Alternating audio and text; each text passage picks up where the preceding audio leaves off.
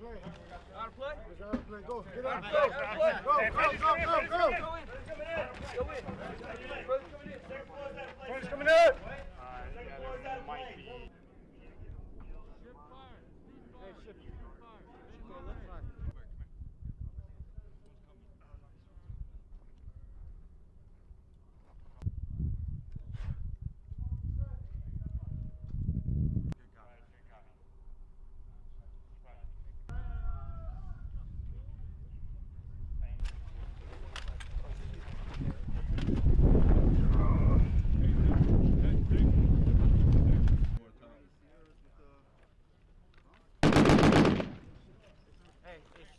side. Push up right now.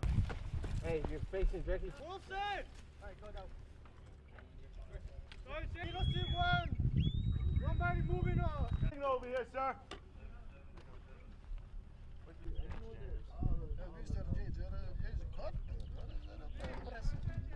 Okay, Captain John Rezendes, Jonrezendes. I'm the company commander for Bravo Company, 1st Battalion, 6th Infantry. Okay. So today our mission was to clear the village of Adawa. It's a small village of about 17 buildings, and our mission was to seize a foothold, so take the first building so that we could get the rest of the troops into the other buildings to make sure that we could secure the village and the people in it, drive out any enemy that were in the village, and make sure that the other villages that our other units were seizing didn't have any enemy reinforcements coming their way. So right now we're using the NETT Warrior, which is essentially a Samsung smartphone with some military software on it that allows you to see where you are, send messages, give you real-time updates through a 154 radio, and then that radio is able to transmit that data back to a vehicle-mounted radio, and that vehicle-mounted radio can send that data to a much larger distance. So it gives everybody a common operating picture essentially across the brigade if functioning properly. So the equipment has strengths and limitations. Some of its strengths are as long as you're within the proper range of your vehicle, you can get that common operating picture, and you can send a text message essentially to anybody in the brigade, but you have to be very close to that vehicle. And if you're close to that vehicle, you lose the element of surprise. So one of the things that we have to do is we have to make sure that we have really good speed and we're really aggressive on the objective, because we're losing that element of surprise by having our vehicles, which are pretty loud and pretty big, so close to the objective as we're trying to move dismounted up to an objective stealthily.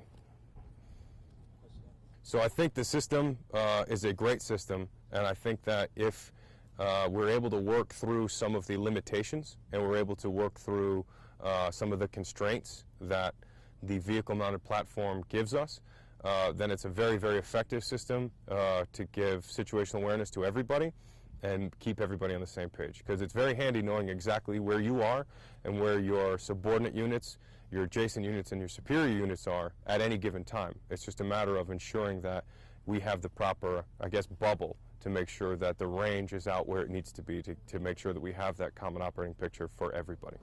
So I feel that we used it fairly well.